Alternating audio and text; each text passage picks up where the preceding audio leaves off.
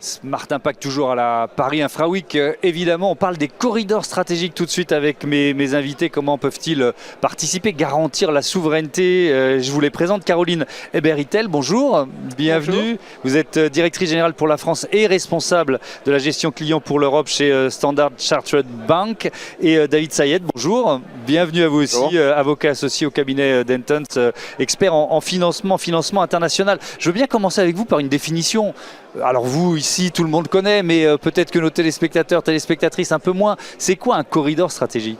Alors, le corridor stratégique, c'est quelque chose d'assez vaste, parce que c'est l'interconnectivité numérique, logistique, financière, énergétique, et sur des régions géographiques ou sur des régions connectées par des besoins vitaux qui ont besoin de cette connectivité pour fonctionner. Ouais. C'est-à-dire, ce n'est pas seulement des routes. Spontanément, on va penser à une route, voilà. Mais c'est loin d'être seulement des routes. Exactement. Ça peut être aussi une connectivité numérique. Ouais. Ça peut être une connectivité aérienne, des ponts aériens. Donc, c'est beaucoup plus large que simplement les autoroutes. Voilà. À quel point, Caroline Hébert-Hittel, il redessine ces corridors, les flux commerciaux, les flux d'investissement entre les principaux continents ? En effet, je dirais avec les changements géopolitiques qui ont vraiment changé la donne et quelque part complexifié ces fameux corridors, puisqu'avant c'était assez simple, on avait la Chine et il y avait le grand corridor chinois vers quelque part l'Est vers l'Ouest. Aujourd'hui c'est plus subtil. On s'est rendu compte avec le fameux China Plus One, on a vu une délocalisation de la Chine vers l'Inde, de la Chine vers l'Asie du Sud-Est et donc des corridors interrégionaux qui se sont avérés très intéressants et très dynamiques. Et puis vous avez aussi avec toute la partie gigafactories, notamment à l'Occident, vous voyez des gros acteurs chinois qui ont investi sur les 18 derniers mois massivement et qui se sont localisés, relocalisés en Europe notamment, en Europe de l'Est, mais aussi en France et au Royaume-Uni. Et donc vous avez en fait, ce sont des corridors dans les deux sens. Un corridor, c'est forcément un enjeu de souveraineté ? Absolument, absolument. C'est un enjeu de souveraineté, mais aussi de coopération internationale. En fait, c'est deux facteurs. D'un côté, la souveraineté nationale, les intérêts stratégiques d'un pays, d'une région, mais aussi l'interconnexion avec des acteurs, soit politiquement, géopolitiquement, économiquement reliés. Donc oui, absolument. Un corridor, c'est aussi la sortie du pays vers d'autres pays. Bien sûr, avec des enjeux de concurrence ou d'appropriation territoriale, comment ça peut être perçu par certains des voisins ? Voilà, aujourd'hui, je pense que comme Caroline l'a dit très clairement, les corridors sont des enjeux géopolitiques aussi. Ce n'est pas simplement économique, mais aussi géopolitique. Donc chaque grande puissance essaye d'avoir son corridor et d'avoir d'une certaine manière une certaine appropriation des flux sur ce corridor à son bénéfice économique et aussi à son bénéfice stratégique. Alors, je vais vous poser la même question à tous les deux. Je commence avec vous, David Sayed. En termes de financement, l'enjeu principal auquel vous êtes confronté aujourd'hui, c'est quoi ? Alors, je pense que l'enjeu de financement aujourd'hui, ce n'est pas la liquidité ou la disponibilité, c'est plutôt la question géopolitique de où chaque grande puissance et chaque, on va dire, masse d'argent va se déployer.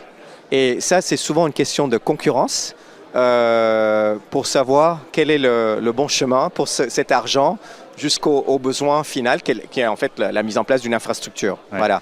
Même question, Caroline Hébert-Hittel, sur cette question de financement, cet enjeu, est-ce qu'il est à ce point lié à la géopolitique, c'est-à-dire que ça dépend de la décision des États, point ?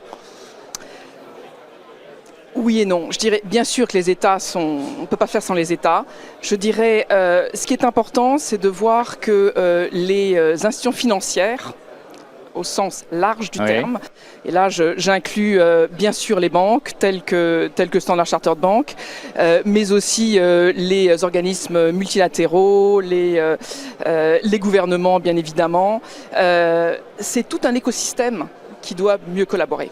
La collaboration est clé. Alors nous, chez Standard Chartered Bank, on est quelque part de par notre ADN, nous connectons quelque part à la fois les pools de liquidités dont vous parliez avec quelque part des projets d'infrastructure, notamment dans les marchés émergents. Hein. Nous finançons les marchés émergents parce qu'en fait nous essayons de connecter en fait les acteurs, pour ma part européens, dans nos plus grands marchés qui sont les marchés les plus dynamiques. Hein. Ça fait plus de 170 ans qu'on est en Afrique, au Moyen-Orient et en Asie. Et effectivement, on essaye de les aider. Et là, c'est avec à la fois sur la partie, évidemment, sur des financements, hein, sur du conseil, mais aussi tout l'écosystème d'un projet. Hein. Ça va au-delà finalement du financement. C'est aussi toute la partie de l'approvisionnement, hein, le financement fournisseur, le financement du projet lui-même, et tout l'écosystème du financement, finalement du cash management du projet, les risques financiers. Enfin, c'est assez complexe. Oui. Et on a besoin de nombreux acteurs pour ça. Oui. Avec une question, un risque peut-être que un projet de corridor stratégique, finalement, puisqu'on parle de géopolitique, il exacerbe les tensions. Ça peut être un outil génial de rapprochement, mais ça peut aussi être un outil d'exacerbation des tensions. C'est un très bon point. Oui. C'est-à-dire que, bien sûr, je suis absolument d'accord sur la nécessité d'une collaboration et aussi du fait que finalement réunir plusieurs acteurs, banques multilatérales, pays différents, parce qu'on parle de corridors, donc en fait oui, ce sont des pays différents. La question du risque en fait est complexifiée simplement par le nombre d'acteurs. Donc c'est pas juste une question de enjeux géostratégiques entre le bloc américain, le bloc chinois, l'Europe. On ne sait pas trop où l'Europe se situe aujourd'hui. On essaye de savoir un peu et trouver notre place. Mais aussi, c'est simplement la complexité d'acteurs différents, de pays différents, de systèmes juridiques et des systèmes financiers qui peuvent être aussi antagonistes, hein, parfois même. Mais ça veut dire que la France et l'Europe, on va élargir, elle a du mal à trouver sa place dans le financement de ces grands enjeux? Oui, c'est-à-dire que la France et l'Europe, en fait, ont toute leur place et un rôle très important à jouer, mais il faut jouer. C'est-à-dire il faut, en fait, aller là où il faut, là où il y a des enjeux stratégiques et jouer. C'est-à-dire mettre en place les conseils, les mécanismes de conseil, les mécanismes de préparation des projets, la mécanisme de mise en place des plateformes de collaboration et éventuellement mettre en place aussi le financement. Money talks, comme on dit. Donc on ne peut pas juste parler, on ne peut pas juste collaborer, il faut aussi financer. Et ça, c'est très important pour l'Europe. Est-ce que vous diriez que l'Europe est un peu en retard en ce moment dans le financement et dans l'implication dans ces grands projets de corridors stratégiques? Écoutez, moi je ne le vois pas. Je vois pas ça. Je vois que l'Europe continue à être très importante en fait, hein, en matière de justement. Il se passe beaucoup de choses en Europe sur l'infrastructure. Hein. On est aujourd'hui chez InfraWeek et je pense que on l'a vu, hein, comme je l'évoquais tout à l'heure, on voit des gros investissements chinois en Europe, mais pas que. Hein. Ouais. On a énormément d'innovation dans les financements de projets qu'on voit en Europe. Hein. On a été, notamment nous avons financé le premier BESS, hein, c'est les Battery Energy Storage, qui sont, c'est un énorme projet au Royaume-Uni. Vous avez des projets en Pologne, Baltique 1 et Baltique 2, c'est de l'offshore wind. Enfin, les projets existent en Europe, hein, ils sont importants, ils sont nombreux. D'ailleurs, nous, étant une banque des marchés émergents, nous souhaiterions voir autant de liquidités déployées sur les marchés émergents. Hein, ça, c'est un vrai sujet. Les liquidités vont assez naturellement en Europe et aux États-Unis, hein, sur la partie ouest. Ouais. Alors, on peut peut-être prendre des exemples de corridors. En préparant l'émission, vous nous avez soumis quelques-uns. Tiens, ce gazoduc Afrique-Atlantique d'Avik Sayed, de quoi on parle? En quoi il vous semble un peu emblématique? Oui, en fait, il y a des corridors un peu partout. On va dire, c'est la vérité. Hein. L'Amérique latine, l'Afrique, l'Asie, l'Europe. Donc c'est pas quelque chose. On voit maintenant des corridors se dessiner aussi logistiques dans l'Arctique avec le changement climatique. Donc c'est quelque chose de très vaste. Hein. Et le positionnement des différents acteurs sur ces corridors est quelque chose qui est en train d'évoluer en fonction aussi des possibilités. Donc, je parle de ce corridor, de ce gazoduc panafricain pour une raison simple, c'est-à-dire c'est d'amener l'énergie là où il faut et de l'amener rapidement, durablement et de manière, je dirais, économiquement viable pour les pays. Parce que ces corridors, c'est pourquoi? Il faut quand même se poser la question. C'est pour le bien-être des pays, des populations. On ne fait pas des corridors pour rien, sauf si c'est des corridors éventuellement, je dirais, purement logistiques pour aller d'un endroit à un autre. Normalement, ce genre de développement, c'est quand même pour assurer un bien-être économique et un bien-être d'une population. Donc, amener de l'énergie propre de manière, je dirais, durable à tout un ensemble de pays africains, c'est quand même un énorme projet. C'est un énorme projet qui aurait beaucoup de bénéfices.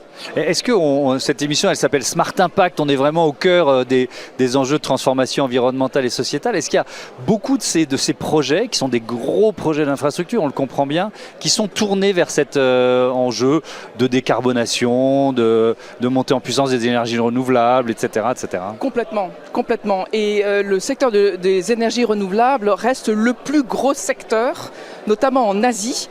Vous avez donné un exemple africain, en Afrique aussi, au Moyen-Orient. Donc ça reste très vrai. Moi, j'ai 2 exemples en tête intéressants. En Afrique, à nouveau, avec l'Afrique du Sud, nous avons été conseil exclusif du fonds norvégien, qui est un fonds à impact du gouvernement norvégien, et qui a investi dans une plateforme d'énergie renouvelable en Afrique du Sud.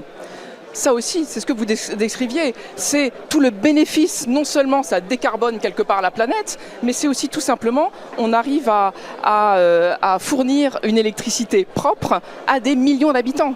Et donc c'est tout le bénéfice effectivement de ce genre de projet. Et j'en ai un autre en Australie, et ça c'est pas avant c'était le corridor Norvège vers Afrique du Sud. Oui. On a un magnifique corridor Espagne vers l'Australie avec 2 grandes sociétés espagnoles, Acciona et Cobra, sur lesquels nous avons financé le plus gros projet en Australie de renouvelables. Donc ça, c'est des choses réelles, c'est des choses qui arrivent tous les jours et c'est très important. Ouais. Avec une dernière question, il nous reste 1 minute sur la sécurité. Enfin, j'imagine que vu les enjeux autour de ces corridors, ce sont des cibles. Forcément, comment on les protège, ces corridors stratégiques? Alors là, c'est clairement une protection technologique. Ça dépend de quel type de corridor, mais si c'est un corridor numérique, par exemple, il faut vraiment mettre en place les mécanismes de protection des données, mais aussi physiques. Il faut vraiment une coopération entre les États. Et il faut là que l'Europe joue son rôle aussi, les États-Unis, la Chine. Il faut qu'il y ait vraiment un consensus, je dirais, international sur la protection des corridors, autant au niveau physique qu'au niveau digital. Voilà. Merci beaucoup, merci à tous les deux d'avoir participé à ce débat. On continue de développer autour des thèmes des infrastructures. Tiens, on a commencé à l'évoquer, on va parler de souveraineté numérique.